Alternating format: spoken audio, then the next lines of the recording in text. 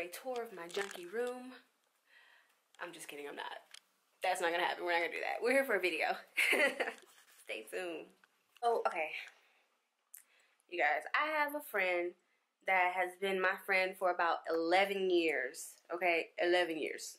And at that point in my life, like, it was like October, late October, I was praying to God. I said, okay, you know what, I'm gonna pray to God and see if God, you know, wants this person in my life or not.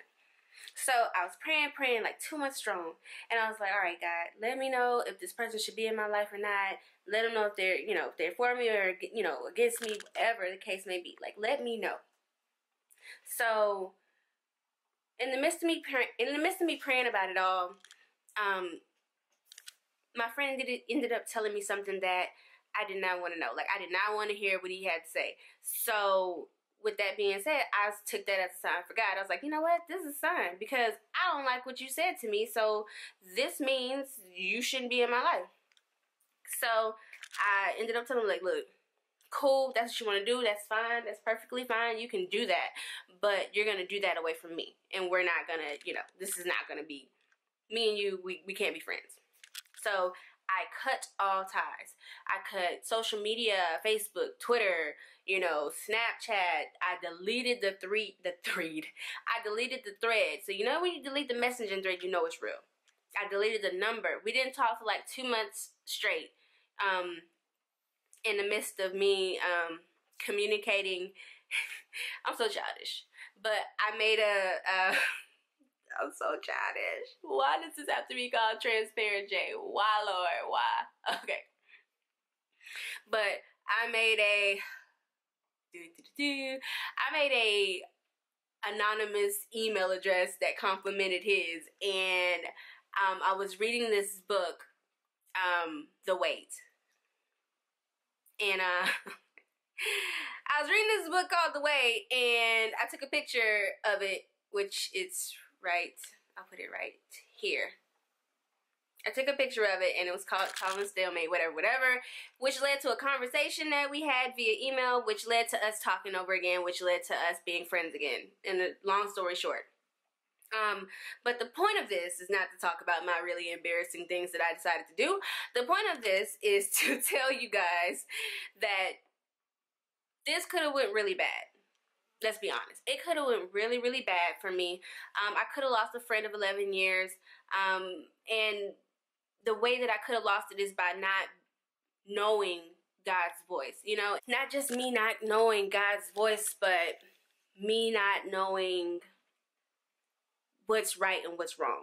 And me not being logical. Me only thinking with my feelings and not necessarily with the wisdom that God can give you. You know what I mean? So I say that to say, had I been thinking and not been in my feelings, you know, about the situation, had I been saying, okay, you know what, is my reaction to what was said to me, is that God-like? Is that of God? You know, is that kind? Is that patient? Is that loving? Is it caring? No, none of that stuff. None of the way that I acted by deleting him, saying we can't be friends, none of that stuff is anything that God would do, you know, to any of us. He grants us grace even when we don't deserve it. You know what I mean? And my friend didn't even deserve me acting that way, and I didn't give him grace. So with that being said, guys, just pay attention to your actions whenever you are in a situation that you may not feel like you like. Just pay attention and make sure that you react still in a way of goodness, still in a way of grace, still in a way of being kind.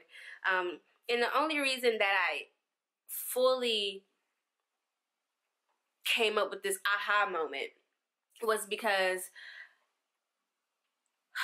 I was reading. You know what I mean? Like, each morning I try my best to make sure that I meditate on the Word of God, that I just read the Word of God, whichever is the easiest way for you. Right now, I have this book here.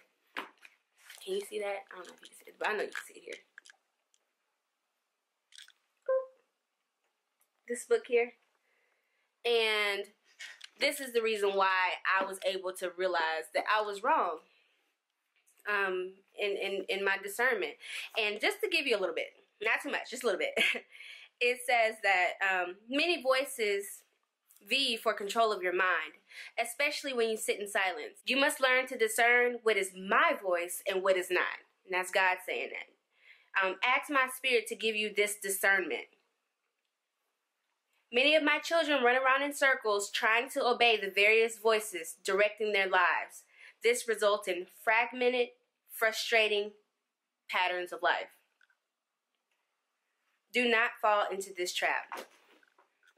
It's more, but pretty much you get the gist of it. I fell into that trap. I could have lost something, but I thank God that I didn't. So that's it for you guys right now. I did read Ephesians 4, 1 through 6. But for reference, maybe I'll post it on, underneath the description box in there. So for those of you who may not have a Bible or may not have the Bible app, I'll have it for you guys. But this is it. This is J.Foot signing off. Stay blessed. Stay inspired. And stay transparent. Peace.